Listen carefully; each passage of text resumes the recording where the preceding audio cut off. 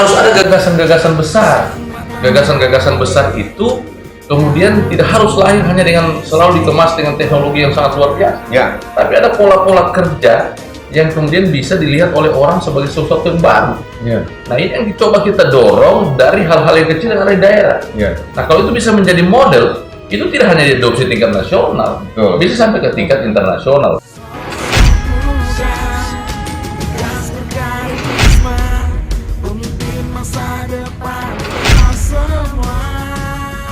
Tadi ada banyak pertanyaan juga dari netizen soal hari ini.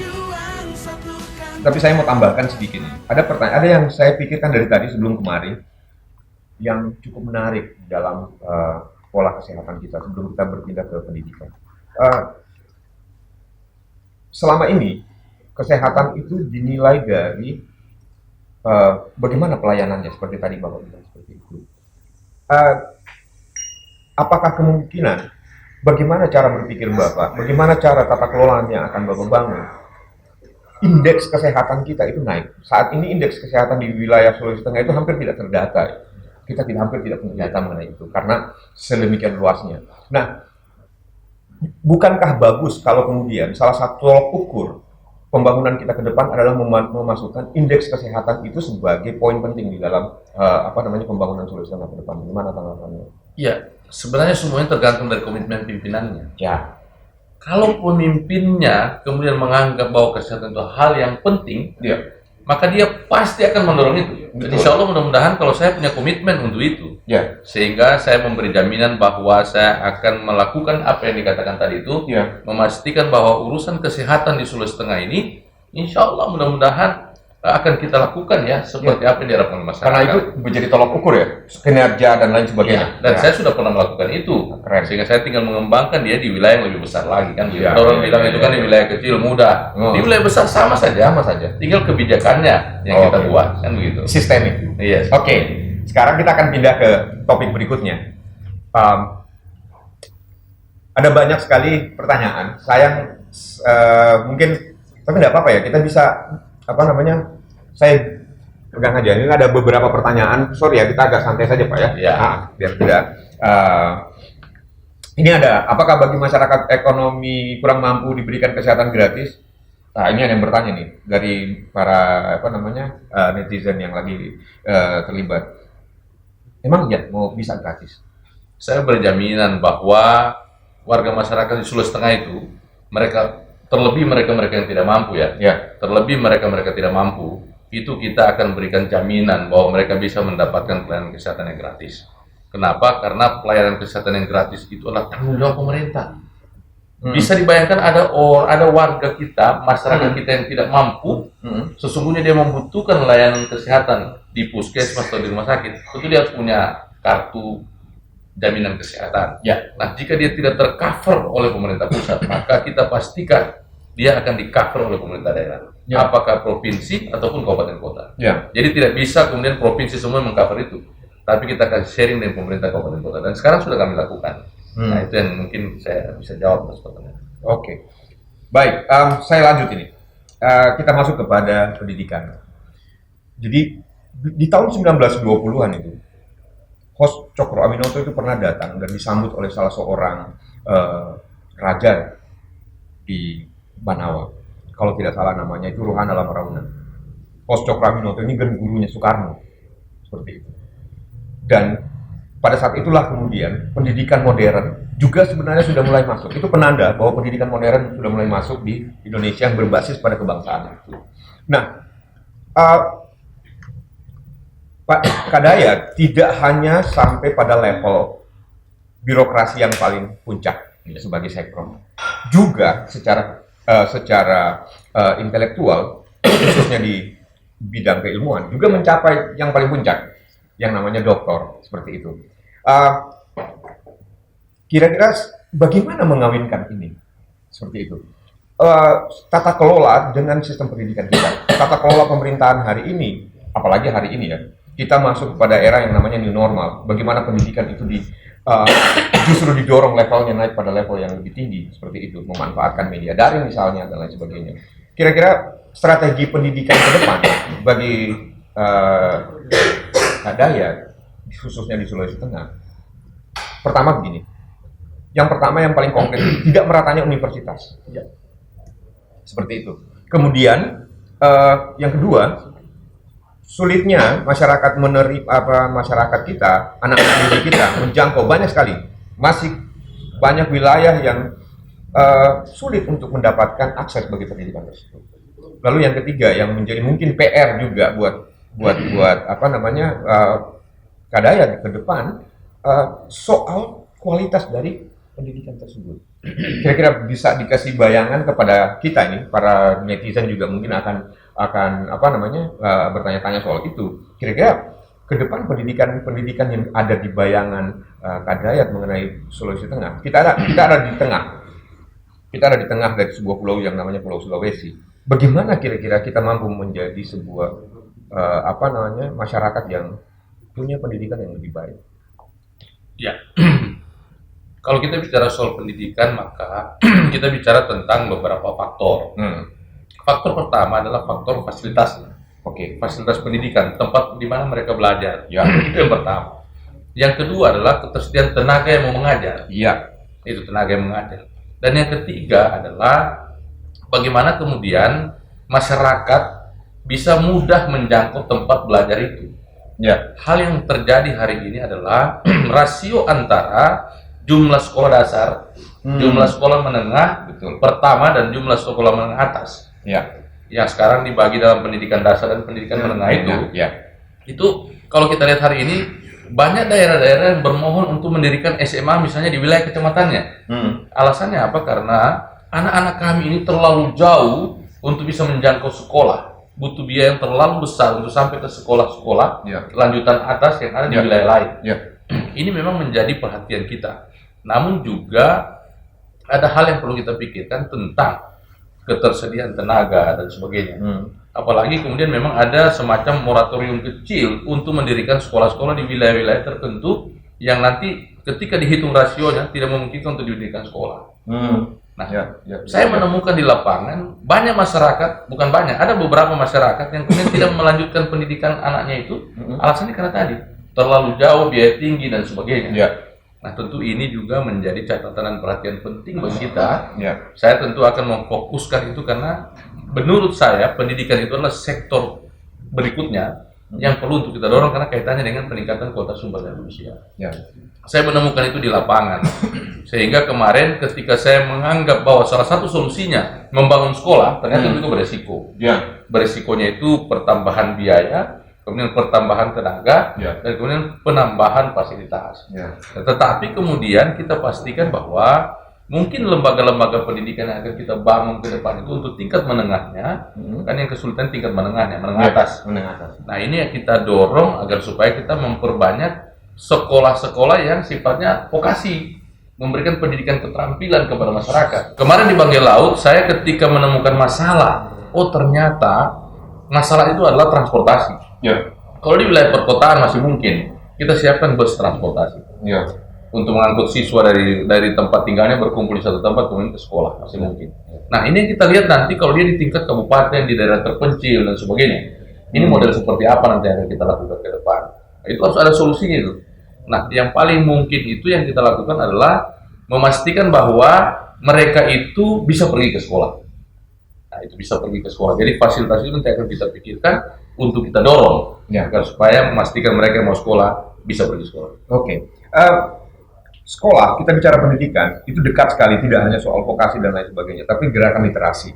Saya terinspirasi sebenarnya dengan Pak Dayat dulu pernah bikin yang namanya Green and Clean. Gitu.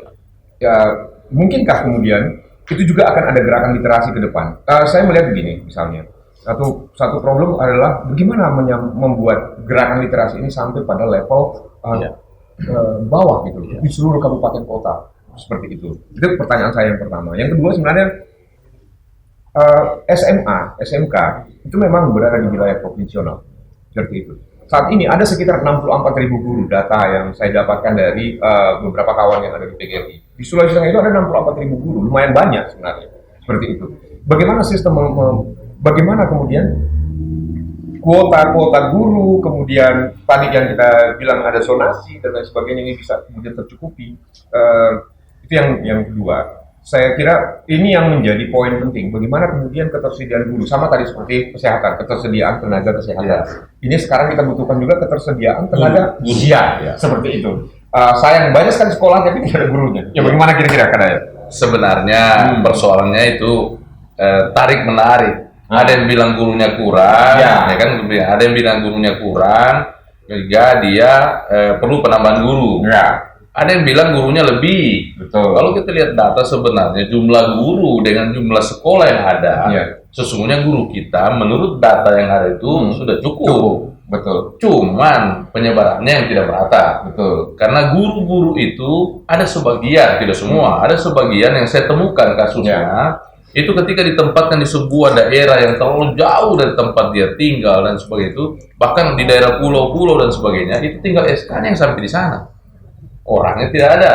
Nah, yang terjadi adalah orang itu berkumpul di wilayah kabupaten atau di induk, kemudian di pulau-pulau di jauh-jauh itu sebenarnya tidak ada guru.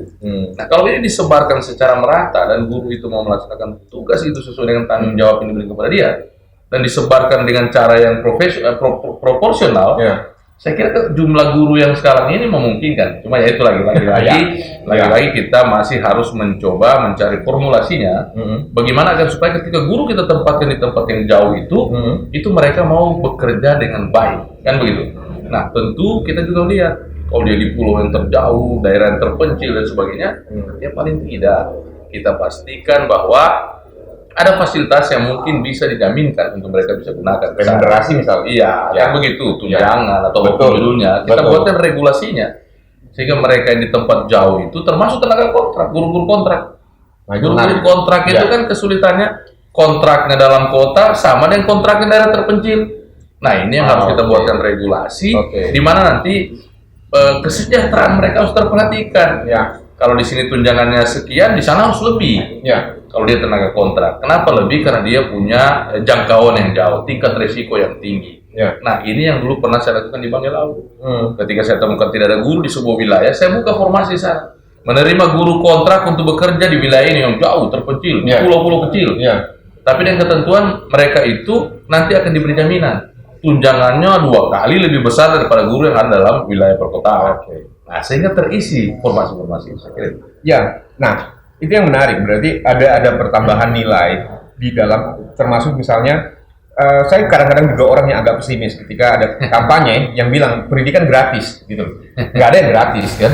Ya, seperti itu. Tetapi kan paling tidak ada regulasi yang kemudian didorong, dibangun, sebuah tata kelola yang baik yang dibangun, kemudian bisa mensejahterakan guru sendiri. Seperti itu. Ada gerakan literasi, ada guru yang baik, seperti itu. Nah, memang kita harus sadar bahwa Sulawesi Tengah ini wilayahnya luas sekali ya. Nah, waktu kita terbatas ini Kadaya, saya mau bertanya pada satu hal yang kalau menurut saya sangat urgen. Hari ini Menteri Pendidikan itu kemudian berencana akan menghilangkan standarisasi pendidikan lewat UN. Jadi memang agak naif kalau kemudian Indonesia ini standarisasi dari Sabang sampai Merauke seperti itu. Kira-kira kalau dari Pak Dayat ini kan seorang doktor, pasti paham bagaimana sistem pendidikan, paham dengan bagaimana pentingnya sebuah saya mau bertanya, setiap tahun itu mungkin ada 5.000-an ya lulusan UNTAD ya dari berbagai jurusan, alumni gitu, seperti itu.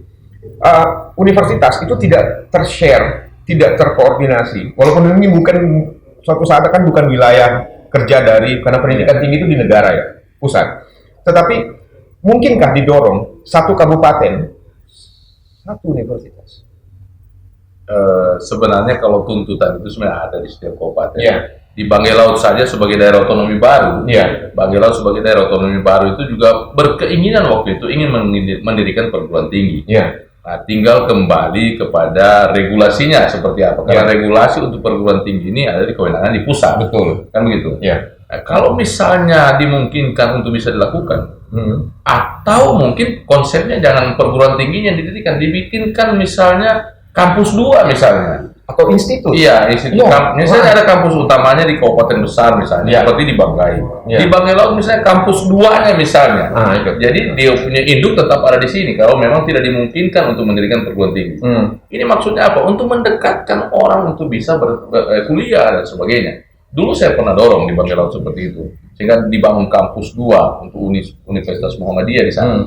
Tetapi kemudian ya karena berbagai persoalan sehingga kampus itu tidak lanjut. Nah ini memang menjadi kendala kita bersama-sama. Tapi ketika ada komitmen kita mau melakukan itu, saya kira ini juga bisa kita lakukan. Ya dengan teknologi hari ini, dulu ada bahasa itu Pak, sekolah jauh misalnya, universitas jauh gitu kan, tidak boleh. Sekarang dengan teknologi yang sekarang malah justru semakin dekat gitu kan, seperti itu. Maksud saya gini, Kak Dayat, apakah ada komitmen dari Kak Dayat ke depan untuk menegosiasikan dengan gagasan ini dengan pihak pusat?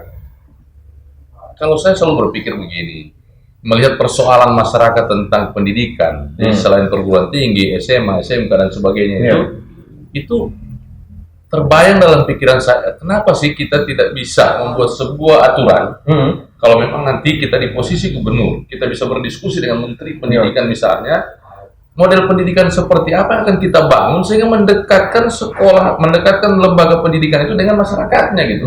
Sekarang kan kecenderungannya kalau kita belajar itu harus datang ke sebuah tempat, dan tempat itu adalah tempat di mana bagi orang lain jauh gitu. Betul. Sehingga mereka yang kesulitan transportasi, kesulitan ekonomi, memutuskan untuk tidak usah sekolah dan tidak usah kuliah. Kenapa? Harus datang ke sana. Nah, dengan kemajuan teknologi hari ini, seperti katakan tadi, tidak bisakah kemudian mereka belajar dari tempat di mana mereka tinggal dan sebagainya, menggunakan teknologi dan memastikan bahwa mereka mengikuti semua modul yang dikeluarkan oleh lembaga pendidikan itu. Nah kalau itu dimungkinkan, ini kan model baru, new normal kan gitu. Nah saya kira itu juga akan menjadi solusi untuk melihat bagaimana cara kita menyelesaikan persoalan pendidikan, termasuk kesenjangan, bukan cuma di Sulawesi Tengah, di Indonesia. Keren itu. Nah itu maksud saya. Jadi pikiran-pikiran seperti itu ada di dalam kepala Kak Dayat. Dan saya ingin tambahkan sedikit. Jangan kita ketika di daerah hanya berpikir tentang bagaimana kita menyelesaikan persoalan daerah. Kita buatkan sebuah model baru di daerah ini yang bisa menjadi atau diadopsi untuk tingkat nasional. Nah, kita lahirkan gagasan itu dari Sulawesi Tengah kan gitu. Nah, itu Insya Allah. Oke. Nah, ini untuk bagian terakhir saya perlu bertanya ini tapi ini pertanyaan pribadi saya. Apakah pemimpin ke depan itu punya kemampuan untuk menegosiasikan Sulawesi Tengah ini tidak hanya dalam tataran nasional tetapi internasional? Itu menggelitik saya hari ini karena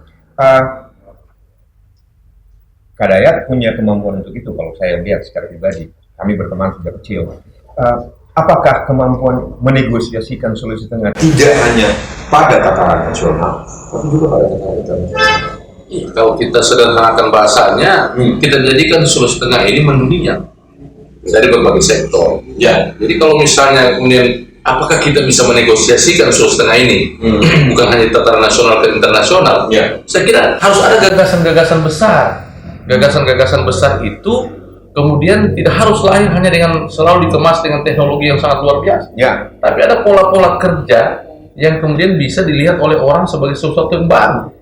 Nah ini yang dicoba kita dorong dari hal-hal yang kecil yang ada di daerah.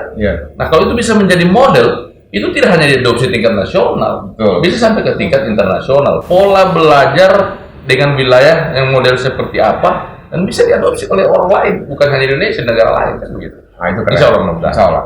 Oke, itu perbincangan kita hari ini. Mungkin ke depan kita akan membahas lebih detail ya, Pak.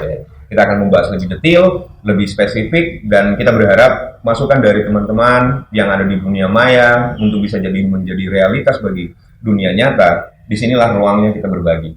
Terima kasih. Sampai ketemu di perbincangan berikutnya dengan Kak Dayat.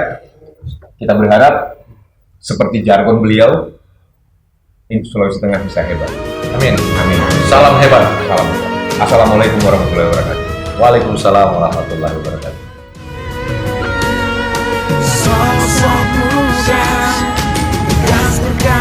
Risma, pemimpin masa depan kita semua.